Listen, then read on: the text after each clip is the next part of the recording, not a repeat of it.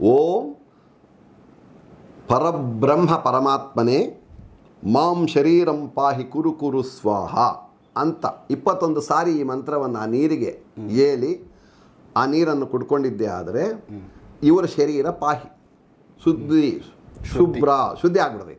ಕೊಲ್ಲಲೋ ಕೊಲ್ಲು ಪಾಪನ್ನ, ಕಾಟಿಲೋ ಕಾಟಿ ಪಾಪನ್ನ, ಪುರುಟಿಲೋ ಪುರುಟಿ ಪಾಪನ್ನ, ಓಂ ನಮೋ ಭಗವತೆ ವೀರ ಹನುಮತೆ ಸ್ವಾಹ ಈ ಮಂತ್ರವನ್ನು ಮಲಗಬೇಕಾದ್ರೆ ರಾತ್ರಿ 21 ಸಾರಿ ಧ್ಯಾನ ಮಾಡಿ ಜಪ ಮಾಡಿ ಮಲ್ಕೊಡ್ತಕ್ಕಂಥದ್ದು.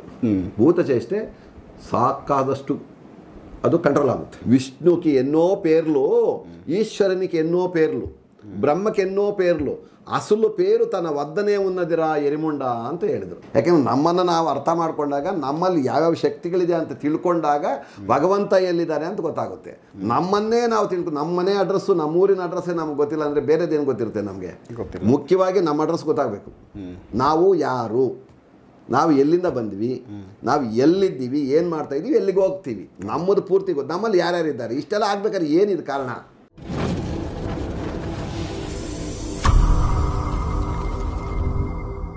ಒಂದು ವಿಚಾರವನ್ನು ನಾನು ಈಗ ಹೇಳೋದಕ್ಕೆ ಇಷ್ಟಪಡ್ತೀನಿ. ಏನಂದರೆ, ನಮ್ಮ ಜನಗಳಲ್ಲಿ ಕೈಮಸ್ಕು ಮದ್ದಾಗ್ತಾರೆ ಅಂತಕ್ಕಂಥದ್ದು ಒಂದು ಅಪಾರವಾದಂಥ ವಿಚಾರ ಐತೆ, ಭಯಂಕರವಾದಂಥ ನಂಬಿಕೆ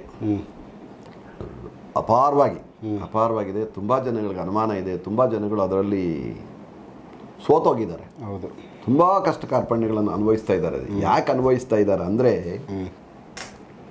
ಈಗ ಎಲ್ಲ ವಿಚಾರಗಳಿಗೂ ಕೆಲವರು ನಮಗೆ ಕೈಮಸ್ಕಾಗಿದೆ, ವಾಮಾಚಾರ ಆಗಿರುತ್ತೆ, ಭೂತ ಹಿಡ್ಕೊಂಡಿರ್ತೈತೆ, ಬೇರೆ ಬೇರೆ ಪ್ರಯೋಗಗಳಾಗಿರ್ತವೆ. ಈ ಕೆಲವರು ನಂಬಿಕೆ ಏನಾಗಿದೆ ಅಂದರೆ, ನಮಗೆ ಯಾರೋ ಮದ್ದಾಕಿದ್ದಾರೆ ಗುರುಗಳೇ ಅಂತ ನಮ್ಮನ್ನು ಕೇಳ್ತಾರೆ. ಹೌದು, ನಮ್ಮನ್ನು ಮೊದಲು ಫೋನ್ ಮಾಡಿ ವಿಚಾರವನ್ನು ತಿಳಿಸ್ತಾರೆ. ಗುರುಗಳೇ, ನಮಗೆ ಕೈಮಸ್ಕಾಗಿದೆ, ಮದ್ದೀಡಾಗಿದೆ, ಅದ ಅಂದರೆ ಏನಾಗ್ತಾಯಿದೆ ನಮಗೆ, ಏನ್ರಿ ನಿಮಗೆ ಏನಾಗ್ತಾಯಿದೆ ಅದರಿಂದ ಅಂತ ನಾನು ಕೇಳ್ತೀನಿ. ಅದರ ಒಂದು ವಿಚಾರವೇ ಬೇರೆ. ಮದ್ದು ಕೈಮಸ್ಕು ಅಂತ ಹೇಳ್ತೀವಿ, ಮದ್ದಿಡಿ ಅಂತಾರೆ. ಔಷಧಿ ಹೊಟ್ಟೆಗೆ ಹಾಕ್ಬಿಟ್ಟಿದ್ದಾರೆ ನಮಗೆ, ತಲೆಗೆ ಹಾಕ್ಬಿಟ್ಟಿದ್ದಾರೆ ನಮಗೆ ಅಂತಕ್ಕಂಥ ವಿಚಾರಗಳಿದ್ದಾವೆ. ಅದರ ಬಗ್ಗೆ ಬೇಕಾದಷ್ಟು ಒಂದು 100 ಎಪಿಸೋಡ್ ಮಾಡಬಹುದು, ಅಷ್ಟು ವಿಚಾರ ಇದೆ ನನ್ನಲ್ಲಿ. ಎಷ್ಟು 100 ಎಪಿಸೋಡ್ ಮಾಡಬಹುದು, ಅಷ್ಟು ವಿಚಾರ ನನ್ನಲ್ಲಿದೆ. ಅದನ್ನು ನಾನು ಹೇಳಲ್ಲ. ಹೇಳಿದ್ರೆ ಜನಗಳು ಮಾಡೋದಕ್ಕೆ ಸ್ಟಾರ್ಟ್ ಮಾಡಿಬಿಡ್ತಾರೆ. ಅದಕ್ಕೆ ಅವಕಾಶ ಕೊಡಬಾರ್ದು ನಾವು. ಓಕೆ, ಮದ್ದಿಡು ಮಾಡೋದಕ್ಕೆ ಅವಕಾಶ ಕೊಡಬಾರ್ದು ನಾವು. ಇಲ್ಲಾಂದ್ರೆ ಎಲ್ಲ ಶುರು ಮಾಡ್ಕೊಂಡು ತೊಂದರೆಗಳು ಕೊಡ್ತಾರೆ. ಇಲ್ಲಿ ಏನಾಗಿದೆ ಅಂದರೆ, ಕೆಲವರು ಅಪನಂಬಿಕೆಗಳು, ಆ ಅಪನಂಬಿಕೆಗಳು ಎಲ್ಲಿವರೆಗೂ ಹೋಗಿ ಮುಟ್ಟಿದೆಯಪ್ಪ ಅಂದರೆ, ಅದಕ್ಕೆ ಆದಂಥ ಕೆಲವು ಡಾಕ್ಟರ್ಸು ಆ ಮದ್ದಿಡನ್ನು ವಾಮಿಟ್ ಮಾಡಿ ತೆಗೆಸ್ತೀವಿ ಅಂತಕ್ಕಂಥ ಒಂದು ವಿಚಾರಗಳಿದ್ದಾವೆ. ಹೌದು ಹೌದು, ಅವರ ಬಾಧೆ ನೋಡೋಕ್ಕಾಗಲ್ಲ ಅದು. ಯಾಕಂದರೆ ವಾಮಿಟ್ ಮಾಡಿದ್ಮೇಲೆ ಸುಮಾರು 1 ವಾರ ಮನುಷ್ಯರಾಗಲ್ಲ ಅವರು. ಬಲವಂತವಾದಂಥ ವಾಮಿಟ್ ಮಾಡಿಸೋದು, ಗಂಟ್ಲೆಲ್ಲ ಇದಾಗಿ ನೀರು ಕುಡಿಸಿ ಅದಕ್ಕೆ ಬೇರೆ ಬೇರೆ ಆದಂಥ ಕೆಲವು ಏನೋ ಔಷಧಿಗಳು ಕೊಟ್ಟು ಅಷ್ಟೊಂದು ಸುಲಭವಾಗಿ ವಾಮಿಟ್ ಆಗಲ್ಲ. ಹೌದು, ಈಗ ನಾವು ಪಾಯ್ಸನ್ ಕುಡ್ದವ್ರಿಗೆ ವಾಮಿಟ್ ಮಾಡಿಸ್ಬೇಕಾದ್ರೆ ಒಂದು ಬಕೆಟ್ ಸೋಪ್ ನೀರು ಕುಡಿಸ್ತಾರೆ ಡಾಕ್ಟ್ರು, ಏನೇನೋ ಕುಡಿಸ್ತಾರೆ, ಅಷ್ಟು ಸುಲಭ ಅಲ್ಲ. ಅದೇ ರೀತಿ ನಾವು ಬಲವಂತವಾದಂಥ ವಾಮಿಟ್ ಇದು. ಜನಗಳು ಸ್ವಲ್ಪ ಅರ್ಥ ಮಾಡ್ಕೋಬೇಕು. ಮೂಳೆಗಳನ್ನು ತಿಂದರೆ ಅಷ್ಟು ಗಟ್ಟಿ ಪದಾರ್ಥವನ್ನು ನಮಗೆ ಇಲ್ಲಿ ಇರಲ್ಲ ಅದು. ಹೌದು, ದಯವಿಟ್ಟು ನನ್ನ ಯಾರೂ ಮದ್ದಿಡು ತೆಗಿತಕ್ಕಂಥವ್ರು ತಪ್ಪು ತಿಳ್ಕೊಬಾರ್ದು, ಅಪನಂಬಿಕೆ ಇರ್ತಕ್ಕಂಥವ್ರು ತಪ್ಪು ತಿಳ್ಕೊಬಾರ್ದು, ಮದ್ದಿಡು ನನಗೆ ಆಗಿದೆ ಅನ್ನೋರು ತಪ್ಪು ತಿಳ್ಕೊಬಾರ್ದು. ನನ್ನನ್ನು ಈ ವಿಚಾರವನ್ನು ದಯವಿಟ್ಟು ಕರೆಕ್ಟಾಗಿ ತಿಳಿಯಾಗಿ ವಿಮರ್ಶನೆ ಮಾಡಿಕೊಂಡು ಅರ್ಥ ಮಾಡ್ಕೊಳ್ಳಿ ಅಂತ ನಾನು ವಿಚಾರ ತಿಳಿಸ್ತಾರೆ. ಯಾಕೆಂದ್ರೆ ನನ್ನಲ್ಲಿ ತುಂಬ ಜನ ಬರ್ತಾರೆ ಇದೇ ವಿಚಾರವಾಗಿ, ಸರ್ ನಮ್ಮ ಕೈಮಸ್ಕಾಗಿದೆ, ಮದ್ದೀಡಾಗಿದೆ, 5 ಸಾರಿ ತೆಗೆಸಿದ್ದೀವಿ ಸರ್, 5 ಸಾರಿನೂ ಬಂತು ಅಂತಾರೆ. ಒಟ್ಟಿನಲ್ಲಿ ಅವ್ರ ಕಣ್ಣಿಗೆ ಕಾಣಿಸೈತೆ. ಕಣ್ಣಿಗೆ ಕಾಣಿಸೋ ವಿಚಾರ ಬೇರೆ, ಅದು ಬೇಡ. ಅದನ್ನು ನಾನು ಹೇಳಿದರೆ ಅದೇ ಜೀವನ ಮಾಡ್ತಾ ಇರೋರಿಗೆ ತೊಂದರೆ ಆಗುತ್ತೆ. ಅವ್ರ ಹೊಟ್ಟೆ ಮೇಲೆ ನಾವು ತಣ್ಣೀರು ಬಟ್ಟೆ ಹಾಕೋದು ನಮಗೆ ಬೇಡ. ಹೌದು, ಅವರವರ ನಂಬಿಕೆಗಳು. ವಿಷಯ ಏನಪ್ಪ ಅಂದರೆ, ಸಣ್ಣದಾಗಿ ಒಂದು ಅರ್ಥ ಮಾಡ್ಕೋಬೇಕು. ಗಟ್ಟಿ ಪದಾರ್ಥಗಳನ್ನು ತಿಂತೀವಿ, ಮೂಳೆಗಳನ್ನು ತಿಂತೀವಿ, ನಾನ್ ವೆಜ್ ತಿಂದವರು ಮೂಳೆಗಳನ್ನು ತಿಂತೀವಿ, ಎಲ್ಲ ಏನು ಬೇಕಾದರೂ ತಿಂತೀವಿ. ಇವತ್ತು ನಾವು ತಿಂದಾಗ ಅದು ಏನಾದರೂ ನಮಗೆ ಇಲ್ಲಿ ಹೊಟ್ಟೆಯಲ್ಲಿ ಇರುತ್ತಾ? ಕರಗೋಗುತ್ತೆ. ಇರಲ್ಲ. ಅದಕ್ಕಿಷ್ಟು ಸಮಯ ಅಂತಿದೆ, ಅಷ್ಟು ಸಮಯದಲ್ಲಿ ಜೀರ್ಣವಾಗಿಬಿಟ್ಟು ಆಚೆ ಹೊರಟೋಗ್ಬಿಡ್ತೈತೆ, ಇರಲ್ಲ. ಬಟ್ ಇರಲ್ಲ ಅಲ್ಲಿ. ಇವತ್ತಿನ ಒಂದು ಆಧುನಿಕವಾದಂಥ ಟೆಕ್ನಾಲಜಿ, ಮಿಷಿನರಿ, ಲಕ್ಷಾಂತರ ಕೋಟ್ಯಾಂತರ ರೂಪಾಯಿ ಕೊಟ್ಟು ಓದಿರ್ತಕ್ಕಂಥ ಡಾಕ್ಟರ್ಸು ನಗಿತಾರೆ ಅಲ್ವಾ? ಹೊಟ್ಟೆ ಒಳಗಡೆ ಕ್ಯಾಮ್ರಾ ಬಿಟ್ಟು, ಕಣ್ಣು ಒಳಗಡೆ ಕ್ಯಾಮ್ರಾ ಬಿಟ್ಟು, ಕಿವಿ ಒಳಗಡೆ ಕ್ಯಾಮ್ರಾ ಬಿಟ್ಟು, ಇನ್ನೂ ಎಲ್ಲ ಎಷ್ಟು ರಂಧ್ರಗಳಿದ್ದಾವೆ ನಮಗೆ, ಎಲ್ಲ ರಂಧ್ರಗಳಲ್ಲೂ ಕ್ಯಾಮ್ರಾ ಬಿಟ್ಟು ನೋಡ್ತಕ್ಕಂಥ ಚೈತನ್ಯವನ್ನು ಮೆಡಿಕಲ್ ಹೊಂದಿದೆ. ಈಗ ಟೆಕ್ನಾಲಜಿ ಕಷ್ಟಪಟ್ಟಿದೆ, ಬಂದೈತೆ, ಕಷ್ಟಪಟ್ಟಿದೆ, ತಮಾಷೆ ಅಲ್ಲ ಇದು. ಹೌದು. ಈ ಸೈನ್ಸ್ ಅಂತಕ್ಕಂಥದ್ದು ಇವತ್ತು ಆಯುರ್ವೇದಿಕ್ಕು ತುಂಬ ದೊಡ್ಡದಾಗಿದೆ. ಮನೆ ವೈದ್ಯರು ಎಷ್ಟೋ ಜನ ಇದ್ದಾರೆ, ಹೌದು. ಅನುಭವ ವೈದ್ಯರು ಎಷ್ಟೋ ಜನ ಇದ್ದಾರೆ. ಪ್ರೂಫ್ ಕೊಡೋಕ್ಕಾಗದೇ ಇದ್ರಿಂದ ಇವರು ಸೋತಿದ್ದಾರೆ ಇಲ್ಲಿ. ಹೌದು, ತೋರ್ಸೋಕ್ಕಾಗಲ್ಲ ಅವರು. ಪ್ರೂಫ್ ಕೊಡೋಕ್ಕಾಗದೇ ಇರೋ ಕಾರಣದಿಂದ ಸೋತಿದ್ದಾರೆ ಇವತ್ತು. ಹೌದು. ಕ್ಯಾನ್ಸರ್ ವಾಸಿ ಮಾಡ್ತಕ್ಕಂಥವ್ರು ಇದ್ದಾರೆ, ಏಡ್ಸ್ ವಾಸಿ ಮಾಡ್ತಕ್ಕಂಥದ್ದಾರೆ, ಇದ್ದಾರೆ, TB ವಾಸಿ ಮಾಡ್ತಕ್ಕಂಥವ್ರು. ಈ ಜಗತ್ತಲ್ಲಿ, ಈ ಮಾನವನಲ್ಲಿ ಎಷ್ಟು ಕಾಯಿಲೆಗಳಿದೆಯೋ ಎಲ್ಲ ಕಾಯಿಲೆಗಳನ್ನು ವಾಸಿ ಮಾಡ್ತಕ್ಕಂಥ ಒಂದು ತಜ್ಞರು, ಆಯುರ್ವೇದಿಕ್ ಪಂಡಿತರು ಇದ್ದಾರೆ. ಬಟ್ ವಿಚಾರ ಏನು, ರಿಪೋರ್ಟ್ ಕೊಡೋ ಶಕ್ತಿ ಇಲ್ಲ, ಆಗಲ್ಲ. ಪ್ರೂಫ್ ಕೊಡೋದಕ್ಕಿಲ್ಲದೆ ಇದಕ್ಕೋಸ್ಕರ ಅವ್ರು ಸೋತಿದ್ದಾರೆ. ಇವರು ಸುಮ್ಮನೆ ಇದ್ದಾರೆ, ವಿದ್ಯೆಗಳನ್ನು ಒಂದು ಗೋಣಿಚೀಲದಲ್ಲಿ ಹಾಕಿ ಈಗ ಮೂಟೆ ಕಟ್ಟಿ ಪಕ್ಕ ಬಿಸಾಕ್ಬಿಟ್ಟು ದೇವರೇ ಅಂತಿದ್ದಾರೆ. ಇಲ್ಲಿ ಸೈನ್ಸ್ ಏನಾಗಿದೆಯಪ್ಪ ಅಂದರೆ ಇದಕ್ಕೆ ಸಪೋರ್ಟ್ಸ್ ಇದೆ. ಸೈನ್ಸ್ಗೆ ಸಪೋರ್ಟ್ಸ್ ಇದೆ. ಕಿಡ್ನಿಯಲ್ಲಿ ಕಲ್ಲಿದೆ, ಇಷ್ಟೇ ಇದೆ ಅಂತ ತೋರಿಸೋಂಥ ಮಿಷಿನರಿ ಇದೆ. ಹೌದು. ಅದಕ್ಕೆ ತಕ್ಕಾದಂಥ ಎಜುಕೇಷನ್ ಇದೆ, ಅದಕ್ಕೆ ಸಪೋರ್ಟ್ ಮಾಡ್ತಕ್ಕಂಥ ಸರ್ಟಿಫಿಕೇಟ್ ಇದೆ. ಹೌದು ಹೌದು. ಅಂಥ ಕಾಲದಲ್ಲಿ ನಾವು ಹೊಟ್ಟೆಯಲ್ಲಿ ಏನೋ ಇದೆ ಬಂತು 5 ಸಾರಿ ಒಂದೇ ದಿನದಲ್ಲಿ, 2 ದಿವಸ ತೆಗೆಸಿದ್ವಿ ಸರ್, 3 ದಿವಸ ತೆಗೆಸಿದ್ದೀವಿ ಸರ್, ನಾವು ಒಂದೇ ಸಿಕ್ತು ಸರ್ ನಮಗೆ, ಏನರೆಲ್ಲ ಸಿಗ್ತಾಯ? ಆ ವಿಚಿತ್ರ ಮಾತುಗಳವು. ಒಬ್ಬಟ್ಟಲ್ಲಿ ಸಿಕ್ತು, ಚಪಾತಿಯಲ್ಲಿ ಸಿಕ್ತು, ಉಪ್ಪಿಟ್ಟಲ್ಲಿ ಸಿಕ್ತು. ಉಪ್ಪಿಟ್ಟು ತಿಂದರೆ ಇರುತ್ತೆ, ಎಷ್ಟು ಅವರ್ ಇರುತ್ತೆ ಹೊಟ್ಟೆಯಲ್ಲಿ? 24 ಅವರಲ್ಲಿ ಅಲ್ಲ, ಎಷ್ಟು ಅವರ್ ಇರುತ್ತೆ ಅದು? ಅದರಲ್ಲಿ ಸಪ್ರೇಟಾಗಿ ಉಂಡೆ ಎಲ್ಲಿರುತ್ತೆ? ದಯವಿಟ್ಟು ನಿಮ್ಮೆಲ್ರಿಗೂ ನನ್ನ ಒಂದು ನಮಸ್ಕಾರಗಳು. ಈ ಯಾರು ಮದ್ದಿಟ್ಟು ತೆಗೆಸ್ಕೊಂಡಿದ್ದೀರೋ, ಯಾರು ಮದ್ದೀಡಾಗಿದೆ ಅಂತ ನಂಬಿದ್ದೀರೋ ಅವ್ರಿಗೆಲ್ಲ ಒಂದು ವಿಚಾರ ನಾನು ತಿಳಿಸ್ತೀನಿ. ದಯವಿಟ್ಟು ಇದನ್ನು ಕಡಿಮೆ ಮಾಡ್ಕೊಳ್ಳಿ, ಸಾಧ್ಯವಾದಷ್ಟು ಕಡಿಮೆ ಮಾಡ್ಕೊಳ್ಳಿ. ಔಷಧಿ ವಿಚಾರಗಳು ಇರಬಹುದು, ಇದ್ದಾವೆ, ಇಲ್ಲ ಅಂತಲ್ಲ. ಅದು ಬೇರೆ ರೀತಿ ಎಫೆಕ್ಟ್. ಅದನ್ನು ಹಾಕೋದೇ ಬೇರೆ ರೀತಿ, ಅದನ್ನು ತೆಗೆಯೋದೇ ಬೇರೆ ರೀತಿ. ಬಟ್ ಈ ರೀತಿ ಅಪನಂಬಿಕೆಗಳು ಬಿದ್ದು ಒದಾಡಬಾರ್ದು. ಪ್ರತಿ ದಿವಸ ಓಡೋಗಿ ವಾಮಿಟ್ ಮಾಡಿಸ್ಕೊಳ್ಳೋದ್ರಿಂದ ಹಾರ್ಟ್ ಅಟ್ಯಾಕ್ ಆಗುತ್ತೆ. ಸ್ವಲ್ಪ ದಪ್ಪ ಇರ್ತಾರೆ ಮನುಷ್ಯ, ನಾವು ಅವರಿಗೆ ಒಂದು ಬಕೆಟ್ ನೀರು ಕುಡಿಸಿ ವಾಮಿಟ್ ಮಾಡಿಸಿದಾಗ ಫೋರ್ಸಬಲ್ ಆಯ್ತಲ್ಲ, ತೊಂದರೆ ಆಗುತ್ತಲ್ವಾ? ಪ್ರಚೋದನೆ ಆಯಿತು, ಅದು ಬಲವಂತ ಆಯಿತು, ಬಲವಂತವಾದಂಥ ಕೆಲಸ. ಆದ್ದರಿಂದ ಅವ್ರಿಗೆ ನಾನು ಒಂದು ರೆಮಿಡಿ ಹೇಳೋದಕ್ಕೆ ಇಷ್ಟು ವಿಚಾರ ತಿಳಿಸ್ತಾ ಇದ್ದೀನಿ. ಏನಪ್ಪ ರೆಮಿಡಿ ಅಂದರೆ, ಯಾವುದೇ ನಮ್ಮ ಮಹನೀಯರು, ಋಷಿಗಳು, ಸಪ್ತ ಋಷಿಗಳಿಂದ ಬಂದಿರತಕ್ಕಂಥ ಕೆಲವು ವಿದ್ಯೆಗಳು ಇದ್ದಾವೆ. ಏನು ವಿಚಾರ ಅಂದರೆ,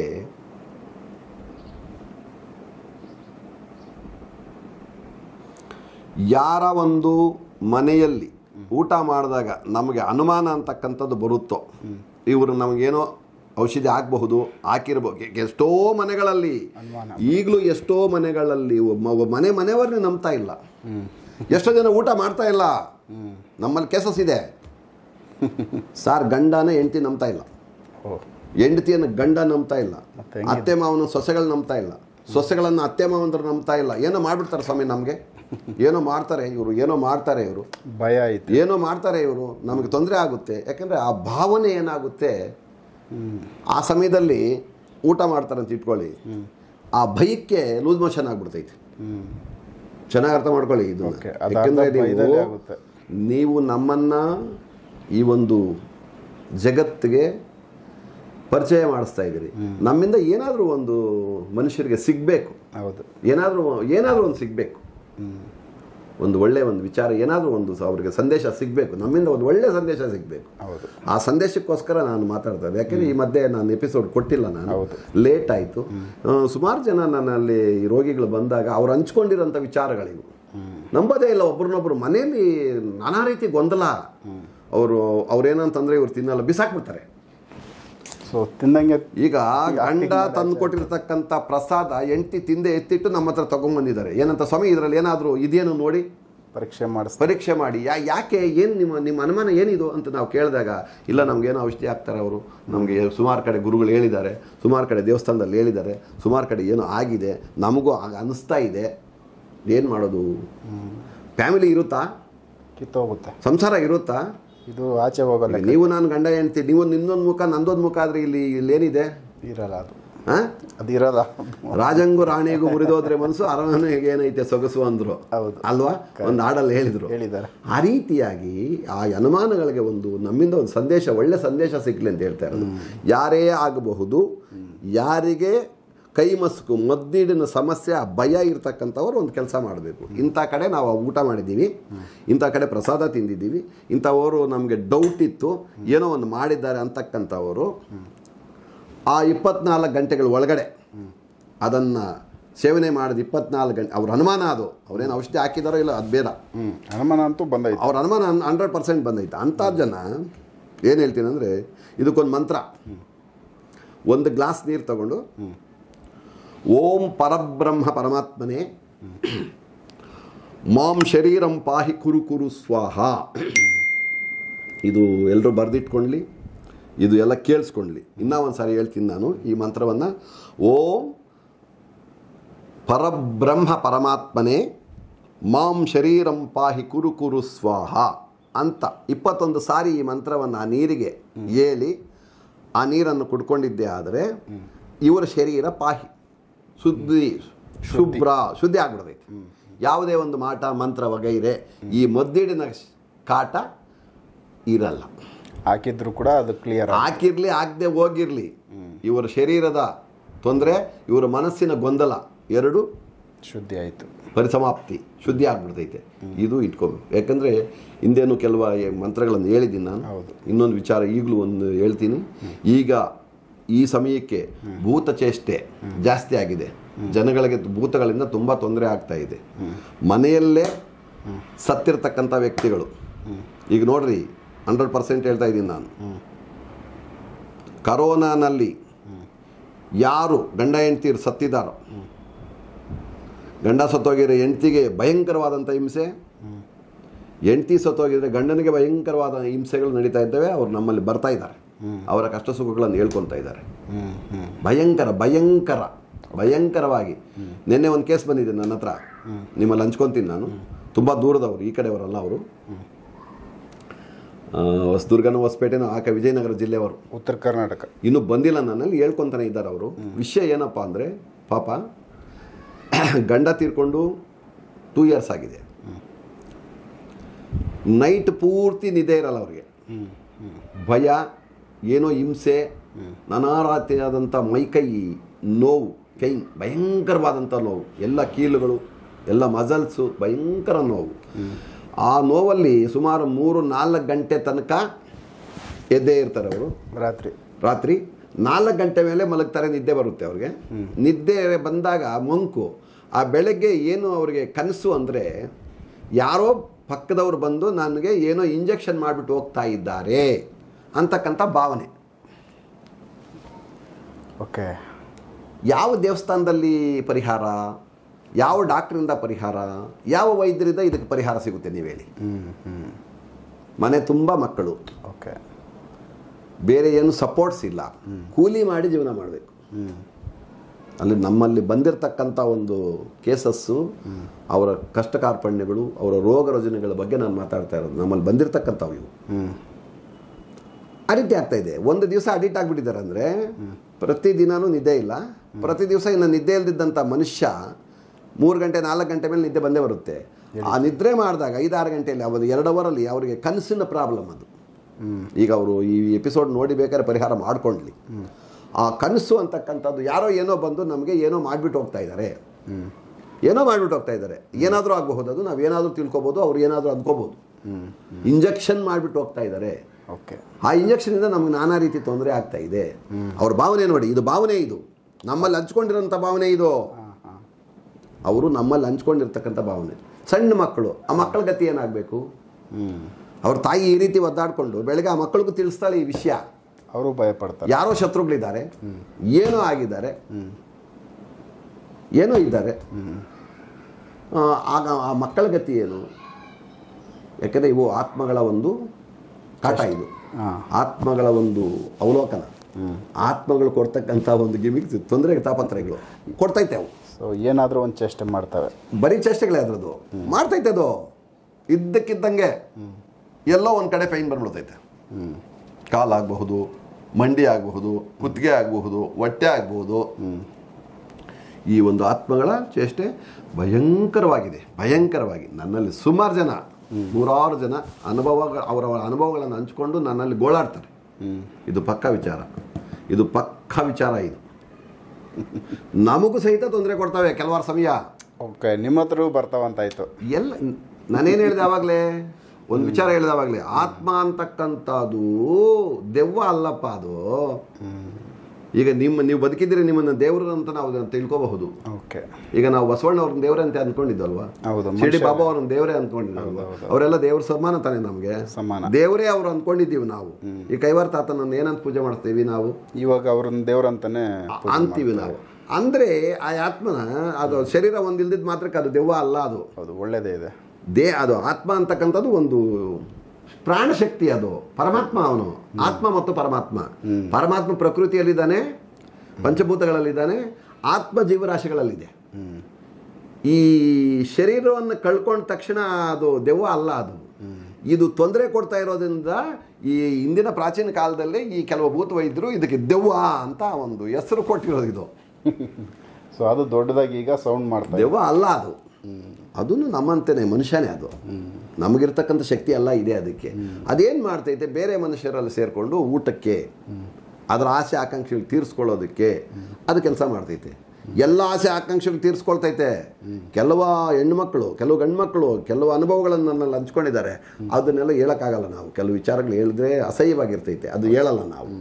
ಎಷ್ಟೋ ಜನ ಅನುಭವಿಸ್ತಾ ಇರೋರು ಇದ್ದಾರೆ. ಆದರೆ ಅವ್ರಿಗೆಲ್ಲನೂ ಈ ಭೂತಚೇಷ್ಟೆಗೆ ಮುಖ್ಯವಾಗಿ ನಾನು ಹಿಂದೆನೇ ಹೇಳಿದ್ದೀನಿ ಒಂದು ಮಂತ್ರ. ಎಷ್ಟೋ ಜನ ಮಾಡ್ತಾ ಇದ್ದಾರೆ, ಅದರಿಂದ ಸುಮಾರು ರಿಸಲ್ಟ್ ಎಲ್ಲರಿಗೂ ಸಿಕ್ಕಿದೆ. ಆ ಮಂತ್ರವನ್ನು ಯಾರು ಜಪ ಮಾಡ್ತಾ ಇದ್ದಾರೋ ಎಲ್ರಿಗೂ ರಿಸಲ್ಟ್ ಸಿಕ್ಕಿದೆ. ಪ್ರತಿಯೊಬ್ಬರು ನನ್ನ ಹತ್ರ ಹೇಳಿದ್ದಾರೆ ಏನೋ ಮಂತ್ರ. ಮತ್ತೆ ಇನ್ನೊಂದು ಸಾರಿ ಮಾಡ್ಕೊಂಡಿಲ್ಲ ಅವರು. ಈ ಭೂತಚೇಷ್ಟೆ ಜಾಸ್ತಿ ಆಗಿದೆ. ಕೊಲ್ಲಲೋ ಕೊಲ್ಲು ಪಾಪನ್ನ, ಕಾಟಿಲೋ ಕಾಟಿ ಪಾಪನ್ನ, ಪುರುಟಿಲೋ ಪುರುಟಿ ಪಾಪನ್ನ, ಓಂ ನಮೋ ಭಗವತೆ ವೀರ ಹನುಮತೆ ಸ್ವಾಹ. ಈ ಮಂತ್ರವನ್ನು ಮಲಗಬೇಕಾದ್ರೆ ರಾತ್ರಿ 21 ಸಾರಿ ಧ್ಯಾನ ಮಾಡಿ ಜಪ ಮಾಡಿ ಮಲ್ಕೊಡ್ತಕ್ಕಂಥದ್ದು. ಭೂತಚೇಷ್ಟೆ ಸಾಕಾದಷ್ಟು ಅದು ಕಂಟ್ರೋಲ್ ಆಗುತ್ತೆ. ಆವತ್ತಿನ ರಾತ್ರಿ ಅವ್ರಿಗೆ ತೊಂದರೆ ಕೊಡದೆ ಇರುತ್ತೆ. ಬಟ್ ಅವರು ಆ ಸೋಂಕು ಆದಮೇಲೆ ಭೂತವೈದ್ಯರಲ್ಲಿ ಹೋಗಲೇಬೇಕು. ಅದಕ್ಕೆ ಬೇಕಾದಂಥ ಪರಿಹಾರವನ್ನು ಮಾಡಿಕೊಳ್ಳಲೇಬೇಕು. ಮಾಡ್ಕೊಳ್ದಿದ್ದು ಆಗಲ್ಲ ಅದು. ಆದರೆ ಇದು ಪರಿಹಾರ. ಭೂತವೈದ್ಯರಲ್ಲಿ ಹೋಗೋವರೆಗೂ ಫಸ್ಟ್ ಏಡ್ ಇದು ಅವರೇ ಮಾಡ್ಕೋಬಹುದು. ತಾತ್ಕಾಲಿಕ. ಕೆಲವು ಭಯ ಇರ್ತಕ್ಕಂಥ ಆತ್ಮಗಳು ಇರ್ತವೆ, ಅವು ಅದಕ್ಕೆ ಓಡೋಗ್ತವೆ. ಅವರಿಂದಾನೇ ಪರಿಹಾರವನ್ನು ಆಗ್ಬಿಡ್ತೈತೆ. ಇದು ಮುಖ್ಯವಾಗಿ. ಯಾಕಂದ್ರೆ ತುಂಬ ಕಷ್ಟ ಆಗ್ತಾ ಇದೆ ಜನಗಳಿಗೆ, ತುಂಬ ಕಷ್ಟ. ಭೂತಚೇಷ್ಟೆಯಿಂದ ತುಂಬ ಒದಾಡ್ತಾ ಇದ್ದಾರೆ ಜನ, ತುಂಬ ಒದಾಡ್ತಾ ಇದ್ದಾರೆ. ಇದೊಂದು ವಿಷಯ. ನೀವೇನೋ ಕೇಳಿದ್ರಿ, ಆಕರ್ಷಣೆ ಯಾವುದು, ಯಾವ ರೀತಿ? ಈಗ ದೇವಸ್ಥಾನಗಳಲ್ಲಿ ಕೆಲವೊಂದು ಸರಿ ಆಕರ್ಷಣೆ ಇಲ್ಲದೆ ಇರೋ ಥರದ್ದು ವಿಚಾರಗಳ ಬಗ್ಗೆ ಆಗಲೇ ಒಂದು ಲಾಸ್ಟ್ ಎಪಿಸೋಡಲ್ಲಿ ಒಂದು ಚಿಕ್ಕದಾಗಿ ಇನ್ಫಾರ್ಮೇಷನ್ ಕೊಟ್ಟರೆ. ಹೌದೌದು. ಈಗ ಯಾವುದೇ ಒಂದು ದೇವಸ್ಥಾನ ವಿಚಾರ ಏನಪ್ಪ ಅಂದರೆ, ಈಗ ನಮ್ಮ ಜನಗಳಿಗೆ ಕಾನ್ಸೆಪ್ಟು, ಬಿಸ್ನೆಸ್ಸು, ಭಕ್ತಿ ಭಾವ ಎಲ್ಲ ತುಂಬಿಸ್ಕೊಂಡಿದ್ದಾರೆ ದೇವಸ್ಥಾನಗಳಿಂದ. ಹೌದು, ಅವ್ರ ಹೊಟ್ಟೆಪಾಡು ಎಲ್ಲ ತುಂಬಿಸ್ಕೊಂಡಿದ್ದಾರೆ ಈಗ. ಯಾಕಂದರೆ ಈಗ ನೀವು ನೋಡ್ತಾ ಇದ್ದೀರ ಕೆಲವು ವಿಚಾರಗಳು, ನಾವು ನೋಡ್ತಾ ಇದ್ದೀವಿ ಕೆಲವು ವಿಚಾರಗಳು. ನಾನು ಕೇಳ್ತಾರೆ, ಏನು ಸ್ವಾಮಿ ಎಲ್ಲ ಹೊಸಕೋಟೆ ತಾಲೂಕಲ್ಲೇ ಇದ್ದಾವ ಎಲ್ಲ ದೇವತೆಗಳು ಅಂತ ಕೇಳಿದ್ದಾರೆ. ನನ್ನ ಎಲ್ಲ ಹೊಸಕೋಟೆ ತಾಲೂಕಲ್ಲೇ ಇದ್ದಾವ ಅಂತ ಕೇಳಿದ್ದಾರೆ. ಇಲ್ಲ, ಎಲ್ಲ ಕಡೆನೂ ಇದೆ, ಎಲ್ಲ ಸ್ಟೇಟ್ಸಲ್ಲೂ ಇದೆ, ಎಲ್ಲ ರಾಜ್ಯಗಳಲ್ಲೂ ಇದೆ, ಎಲ್ಲ ಡಿಸ್ಟಿಕ್ಲಲ್ಲೂ ಇದೆ ದೇವಸ್ಥಾನ ಅಂತಕ್ಕಂಥ ಕಾಲದಿಂದನೂ ಇದೆ. ನಮ್ಮಲ್ಲಿ ಈಗ ಇಂಪ್ರೂವ್ಮೆಂಟ್ ಆಗಿದೆ, ಹೆಚ್ಚಾಗಿ ಅಂತ ಹೇಳೋಕ್ಕಾಗಲ್ಲ. ನಾವು ಇಂಪ್ರೂವ್ಮೆಂಟ್ ಆಗಿದೆ. ಯಾಕಂದರೆ ಅವರ ಶಕ್ತಿ ಪ್ರಭಾವಗಳು ಜಾಸ್ತಿ ಆಗಿ ಜನಗಳ ಕಷ್ಟ ಕಾರ್ಪಣ್ಯಗಳು ತೀರಿಸಿರಬಹುದು. ಆ ಜನಗಳ ಸಂತೋಷಕ್ಕೆ ನಮ್ಮ ತಾಲೂಕಿಗೆ ಬರ್ತಾ ಇದ್ದಾರೆ ಅಂತ ಸಹಿತನೂ ನಾವು ಹೇಳಿದ್ವಿ. ಇನ್ನೇನು ಹೇಳೋಕ್ಕಾಗುತ್ತೆ? ನಾನು ಅಷ್ಟೇ, ಬೇರೆ ನಾನೇನಾದರೂ ಹೇಳೋಕ್ಕಾಗುತ್ತಾ? ಇಲ್ಲ, ಎಲ್ಲ ಒಳ್ಳೇದೇ ಹೇಳ್ಬೇಕಲ್ಲ. ಅಲ್ಲಿ ಒಳ್ಳೆ ಕೆಟ್ಟದ್ದು ಎಲ್ಲಿದೆ? ಇಲ್ಲಿ ಎಲ್ಲ ಒಳ್ಳೇದೇ. ಈಗ ನನ್ನಲ್ಲಿ ನೀವು ಬರಬೇಕು, ಬಂದಿದ್ದೀರಿ. ಹೌದು, ಇನ್ನೊಬ್ರು ಬರಬೇಕು, ಬರ್ತಾರೆ ಅಷ್ಟೇ. ಅಷ್ಟೇ ವಿನಃ ಯಾರ್ಯಾರು ಕಷ್ಟ ಕಾರ್ಪಣ್ಯಗಳು ಏನಿದ್ದಾವೋ, ಯಾರ್ಯಾರ ಮನಸ್ಥಿತಿಗಳು ಏನಿದ್ದಾವೋ, ಯಾರ್ಯಾರ ಭಾವನೆಗಳು ಏನೇನಿದ್ದಾವೋ ಅದನ್ನು ಎಲ್ಲೆಲ್ಲಿ ಹೋಗ್ಬೇಕು ಪರಿಹಾರ ಮಾಡ್ಕೋಬೇಕು ಅಲ್ಲೆಲ್ಲಿ ಪರಿಹಾರ ಮಾಡ್ಕೊಂಡು ಜನಕ್ಕೆ ಬಿಟ್ಟಿದ್ದು, ಅದು ಜನಗಳಿಗೆ ಬಿಟ್ಟಿದ್ದು. ಅವ್ರಿಗೆ ಎಲ್ಲಿಗೆ ಇಷ್ಟ ಅದು ಅವ್ರಿಷ್ಟ, ಅಲ್ಲಿ ಹೋಗ್ತಾರೆ. ಅದು ಅವ್ರಿಷ್ಟ. ಈಗ ಒಂದು ಹೋಟೆಲ್ ಇದೆ, ಹಾಂ, ರುಚಿ ಎಷ್ಟು ಜನಕ್ಕೆ ಸಿಗುತ್ತೋ ಎಷ್ಟು ಜನಕ್ಕೆ ಸಿಗಲ್ವೋ, ಹೌದು. ನೆಕ್ಸ್ಟ್ ಯಾರು ಬರ್ತಾರೋ ಯಾರು ಬರಲ್ವೋ, ಹೌದು. ರುಚಿ ಚೆನ್ನಾಗಿಲ್ಲ ಅಂತ ಬರದೇ ಇರಬಹುದು, ಕಾಸ್ಟ್ಲಿ ಅಪ್ಪ ಅಂತ ಬರದೇ ಇರಬಹುದು, ನನಗೇನು ಇಷ್ಟ ಆಗಿಲ್ಲಪ್ಪ ಅಂತ ಬರದೇ ಇರಬಹುದು, ಕೆಲವ್ರಿಗೆ ಇಷ್ಟ ಆಗಿರಲಿಲ್ಲ, ನಾನು ಯಾವಾಗ ಈ ಏರಿಯಾಗೆ ಬಂದರೆ ಈ ಹೋಟೆಲ್ಗೆ ಹೋಗಿ ಬಂದು ಊಟ ಮಾಡಬಹುದು ಅನ್ಕೋಬಹುದು. ಅದೇ ರೀತಿ ದೇವಸ್ಥಾನ, ಹೌದು, ನಾವು ಒಂದು ದರ್ಶನ ಮಾಡ್ಕೊಂಡು ಹೋಗೋಣಪ್ಪ. ಈಗ ನಾವೆಲ್ಲ ಹೋಗ್ತಾ ಇರ್ತೀವಿ ಒಂದು ರೋಡಲ್ಲಿ, ಯಾವುದೋ ಒಂದು ಕಲ್ಲಿಗೆ ಅರ್ಶಿನ ಕುಂಕುಮ ಇಟ್ಟಿರ್ತಾರೆ, ನಮ್ಮ ಮನಸ್ಸು ನಮ್ಗೆ ಹೇಳ್ದೇನೆ ನಮಸ್ಕಾರ ಅಂದ್ಕೊಂಡು ಹೋಗುತ್ತೆ. ಆವತ್ತಿನ ಕಾರ್ಯಕ್ರಮ ಏನೋ ಒಳ್ಳೇದಾಯಿತು ಅಂತ ಇಟ್ಕೋ, ಬರಬೇಕಾದ್ರೆ ಗಾಡಿ ನಿಲ್ಲಿಸಿ ನಮಸ್ಕಾರ ಮಾಡಿ ಅಡ್ಡ ಬಿದ್ದು ಬರ್ತೀವಿ, ಕೆಲಸ ಜಯ ಆಯ್ತು. ಅಲ್ಲಿ ಏನೋ ಆವತ್ತು ಹೋಗಿದ್ದು ಏನು ತೊಂದರೆ ಆಯ್ತು ಇಟ್ಕೋ, ಆ ರೋಡಲ್ಲೇ ಬರಲ್ಲ, ಬೇರೆ ರೋಡಲ್ಲಿ ಹೊರಟುತ್ತೀವಿ, ನಮಸ್ಕಾರನೂ ಹಾಕಲ್ಲ, ರೋಡಲ್ಲೇ ಬರಲ್ಲ, ನಮಸ್ಕಾರ ಎಲ್ಲಿ? ಆ ರೀತಿಯಾದಂಥದ್ದು ಜನಗಳ ಒಂದು ಅಭಿಪ್ರಾಯ ಭಾವನೆಗಳು ಅಲ್ವರ, ಅಭಿಪ್ರಾಯ ಭಾವನೆಗಳು. ಆ ರೀತಿಯಾಗಿ ಬಿಸ್ನೆಸ್ ಆಗಿದೆ ಈಗ. ದೇವಸ್ಥಾನ ಅಂತಕ್ಕಂಥದ್ದು ಬಿಸ್ನೆಸ್ ಆಗೋಗಿದೆ. ಎಲ್ಲೆಲ್ಲಿ ಬೇಕೋ ಅಲ್ಲೊಂದು ವಿಗ್ರಹ ನಿಲ್ಲಿಸ್ಕೊಂಡು ಆ ಯಮ್ಮನಿಗೊಂದು ಹೆಸರು ಹೇಳ್ಕೊಂಡು ಏನೋ ಒಂದು ಹೋಮ ಅವನ ಇನ್ನೊಂದು ಮತ್ತೊಂದು ಅವ್ರಿಗೆ ಸಂಬಂಧಪಟ್ಟಿದ್ದೆಲ್ಲ ಅವ್ರು ಮಾಡಿಕೊಂಡು ಜನಗಳಿಗೇನೋ ಒಳ್ಳೇದೋ ಕೆಟ್ಟದ್ದು ಏನೋ ಒಂದು ಮಾಡ್ತಾ ಇದ್ದಾರೆ. ಅವರವರು ನಂಬಿಕೆಗಳಂತೆ ಅದು ಹೋಗುತ್ತೆ, ಅವ್ರವ್ರ ಭಾವನೆಗಳು. ಯಾರು ಏನು ಮಾಡೋಕ್ಕಾಗಲ್ಲ, ಅದಕ್ಕೆ ಯಾರು ಏನು ಹೇಳೋಕ್ಕಾಗಲ್ಲ. ಇದು ಸರಿ ಇಲ್ಲ ಅಂತ ನಾವು ಹೇಳೋಕ್ಕಾಗಲ್ಲ. ಯಾರು ಅವರು ಬಂದು ಯಾರನ್ನು ಕರ್ಕೊಂಡು ಹೋಗಲ್ಲ. ನೀವು ನಮ್ಮ ದೇವಸ್ಥಾನಕ್ಕೆ ಬನ್ನಿರಿ ಅಂತೇಳಿ ಯಾರು ಬಂದು ಇವರನ್ನು ಕರ್ಕೊಂಡು ಹೋಗಲ್ಲ. ಅವ್ರಾಗ ಅವ್ರು ಬರೋದು, ಅವರು ಫಲಾಫಲಿತಗಳನ್ನು ಅವರೇ ಕಂಡುಕೊಂಡು ರಿಸಲ್ಟ್ ತಿಳ್ಕೊಂಡು ಅವರೇ ಹೋಗೋದು ಅಲ್ವಾ?